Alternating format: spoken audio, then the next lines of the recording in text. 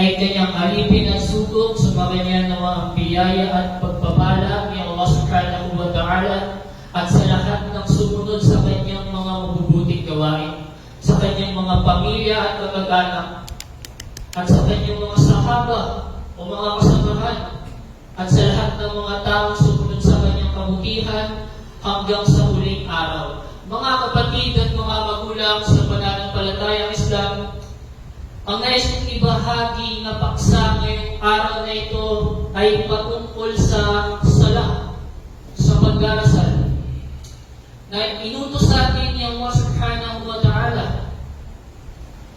Ito'y obligado sa ating mga kamusliman. Ito ay paalala, syempre una sa ating sarili. Sapagkat napakahalaga nito. Sinabi ni Allah subhanahu wa ta'ala mula sa maluwalhating Quran, A'udhu billahi minash shaitanir rajim, وَمَا خَلَقْتُ الْجِنَّ وَالْإِنسَ إِلَّا لِيَعْبُدُونِ.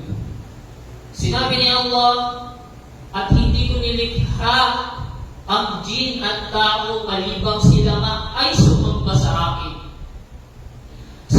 Sa maikling pagpapaliwanag tungkol sa pamamaraan ni Propeta Muhammad sallallahu alaihi wasallam mula kay Sheikh Abdul Aziz bin Abdullah bin Baz rahimahullah ta'ala, bawat Muslim, lalaki man o babae, ay nararapat na sundin ang pamamaraan ng pagsasagawa ng sala ni Propeta Muhammad sallallahu alaihi wasallam.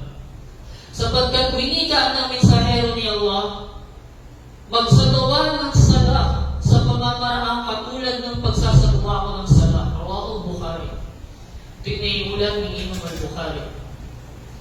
Sinabi ni Allah subhanahu wa ta'ala sa maluwalhating Quran, A'udhu billahi minash shaitanir rajim, wa aqimus salata wa atuz zakata warka'u ma'ar raki'in. Sa pagkakasabi sa ating wika, at kayo ay magsagawa ng pagdarasal at magbigay ng zakat at magsiyuko kayong kasama ng mga nagsisiyuko sa pagsamba. Kung papansinin natin mga kapatid, ito'y pautos na sinabi ni Allah subhanahu wa ta'ala.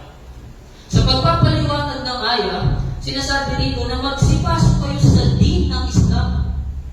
Sa pananampalatayang Islam, isagawa ninyo ang pagsasala sa tamang pamamaraan ng katulad ng pagsasagawa ni Propeta Muhammad sallallahu alaihi wasallam. Ibigay ninyo ang karapatan mula sa inyong mga kayamanan na isinaan ni Allah sa pamamagitan ng kanyang sulok, ang tinatawag na zakat. At yumuko kayo kasama ng mga yumuyuko mula sa ummah ng Rasulullah sallallahu alaihi wasallam. So ito'y matatagpuan natin sa maluwalhating Quran. Ito'y maraming beses nabanggit ang patungkol sa sala. At isa sa mga nakakalungkot mga kapatid, sa kabila ng hirap ng Rasulullah sallallahu alaihi wasallam at kabilang kung paano niya kinuha ang utos na ito, ang ilan sa mga kapatid natin ay napakadali lamang bitiwan ito para ipagpalit. Subhanallah. Patawarin naman tayo ni Allah subhanahu wa ta'ala. Sa isang ayah, sinabi ni Allah, A'udhu billahi minash shaitanir rajim, wa aqimus salata wa atuz zakah, wa ma tuqaddimu li anfusikum min khairihi taqiduhu 'indallah. Innallaha bima ta'maluna basir.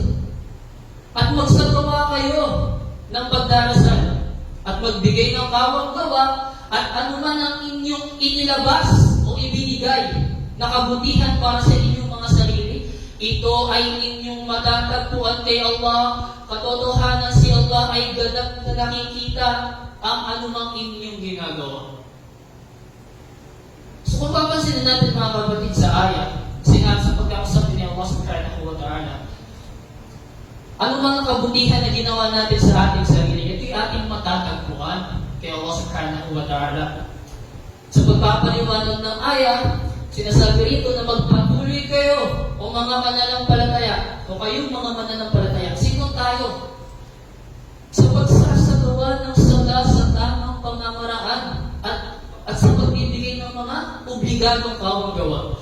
At sa bawat kabutihang inyong gagawin ay para rin lamang sa inyong sariling kapakinabangan. Matatagpuan ninyo ang gantimpala ni Allah sa paggawa ninyo nito. roon sa kabilang buhay. Si Allah ay basir. Siya ay walang hanggan at ganap na nakakakita sa lahat ng inyong mga ginagawa. Na walang anuman ang nalilihim sa Kanya at siya rin ang magkakaloob ng gantimpala sa inyo.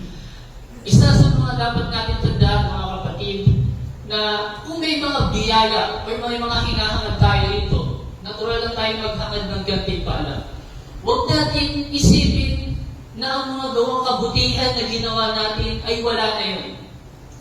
Sa mga paliwanag ng aya, yung mga kabutihan na ginawa natin, ito yung matatagpuan natin sa kabilang buhay. Actually, hindi ito yung buhay dito sa mundo. Hindi tayo permanente dito. Lahat tayo ay lilipas. Sinabi ni Allah sa maliwanag ng Quran, kullu nafsin dha'iqatul maut. Ang lahat ng may buhay ay makalalasap ng kamatayan. So, di ba, tayo darating sa kabilang buhay at iyak na doon tayo gagantimpalaan ni Allah subhanahu wa ta'ala. Sinabi sa kasunod na aya, Ya ayyuhalladhina amanu ista'inu bis-sabri was-salah, innallaha ma'as-sabirin. O kayo mga naniniwala, humingi kayo ng tulong kay Allah sa pamamagitan ng pagtitiis at pagdarasal. Tunay na si Allah ay laging nasa panig ng mga matiisin. Magpatulong, magpasaklolo kay Allah subhanahu wa ta'ala sa pamamagitan ng pagtitiis at kalakip ang pagdarasal, ang pagsasalawa ng sala. Dahil sinasabi rito, o kayong mga naniniwala, humingi kayo ng saklolo kay Allah sa lahat ng inyong mga pangangailangan sa pamamagitan ng pagtitiis sa mga nangyayaring sakuna sa inyo. Sa mga pagsubok na inyong mga nararanasan at pag-iwas sa mga kasamaan, sa mga kasalanan, at pagtitiis habang gumagawa ng mga ipinag-uutos ni Allah sa mga kabutihan at pagsasagawa ng sala, ang pagtataguyod ng sala bilang kapanatagan ng kalooban at pagbabawal sa lahat ng mga immoral na gawain na tulad ng pakikiapid at iba pang kasamaan. Katiyakan si Allah ay kasama ng mga matiisin sa pamamagitan ng kanyang tulong at ng kanyang gabay. Sinabi ni Allah subhanahu wa ta'ala na kung tayo magpatulong sa kanya, magpasaklolo sa pamamagitan ng pagtitiis at kalakip ang pagdarasal. Yung mga matiisin na banggit sa maluwalhating Quran, kung saan sinabi ni Allah, kung anuman ang dumapon sa kanila ng mga sakuna, mga pagsubok, sila ay nagsasabi, Inna lillahi wa inna ilayhi raji'un. Tunay na kami ay kayong nagmula at sa kanya din kami muling magbabalik. Sa ibang aya sinabi ni Allah, ito'y puro patungkol sa sala, sa pagdarasal, sa pagsamba natin kay Allah subhanahu wa ta'ala. Sinabi dito sa aya, A'udhu billahi minash shaitanir rajim, Hafidhu ala salawati was salati al-wusta wa qumu lillahi qanitin. Sa pagkakasabi sa ating wika, sinasabi rito na pangalagaan ninyo ang limang takdang pagdarasal at lalo na ang panggit ng dasal. At tumayo kayo sa harap ni Allah ng may tapat o taimtim na pagsunod. Kung papansin natin, sinabi ni Allah subhanahu wa ta'ala, pangalagaan, ibig sabihin, ingatan natin. Alin, itong inutos niya, itong salat na ito, salatul fajr, salatul duhur, asar, maghrib, isya, ito yung pinag-utos niya na ingatan, maging ang salatul asar, ang paggit ng salatul asar. Sapagkat sa hadith na naiulat mula kay Umar ibn Khattab radiyallahu anhu, ang sino mang sinadya o kinaligtaan niyang hindi gawin, o kinaligtaan niya na ang salatul asar, ang katumbas nito ay para siya nawalan ng yaman at pamilya. Paano lang? Diba? Sa kasunod dito sinabi, katotohanan niya ang mga naniniwala at gumagawa ng mga gawaing matuwid at nagsasagawa ng pagdarasal at nagbibigay ng kawang gawa para sa kanila ay mabuting gantimpalang nagmumula sa kanilang Panginoon. Sila ay walang mararanasang pangamba pangamba at sila ay walang madaramang kalungkutan. Sa pagpapaliwanag ng ayat, sabi rito, kaiyakan yaong mga naniniwala kay Allah at sa kabilang buhay. Hindi ba kasama sa paniniwala natin paniniwala sa kabilang buhay?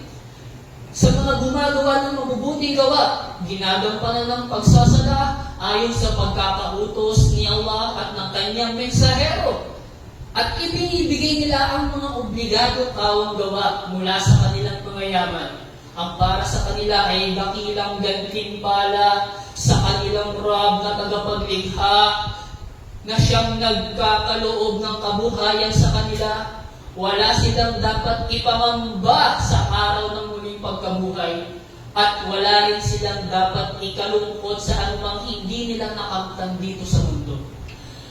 Dahil minsan sa kabila o kasabay ng pagbaba ng ating pananampalataya, kapag may mga bagay tayo na hindi natin nakuha dito sa mundo, may pagkakataon na dinadamdam natin yun. At para bang iniisip natin na tayo yung mga gawain natin ay baliwala lang. Subhanallah. Si Allah subhanahu wa ta'ala ay may pangako sa kabilang buhay na kung saan doon niya gagantimpalaan o ibibigay ang mga gantimpala ng mga nagsumikap dito sa mundo. Sinabi niya Allah, walang akhirat mo kayo dahil kami nagula. Higit na mas mainam na ang kabilang buhay kaysa sa mga nauna buhay nirito sa mundo. Di ba? So, mga kapatid sa pananampalatayang Islam, ito yung pagpapaalala una sa ating sarili. Lalo kung tayo dumaranas ng mga pagsubok, sapagkat ito yung minika ni Allah, tayo susubukin sa mga bagay na nakakapangamba, gutom, kawalan ng yaman, mga pananim, ngunit magbigay ng magandang balita para sa mga matiisin. وأقول قولي هذا واستغفر الله ولكم ولسائر المسلمين كل ذنب فاستغفروه إنه هو الغفور الرحيم.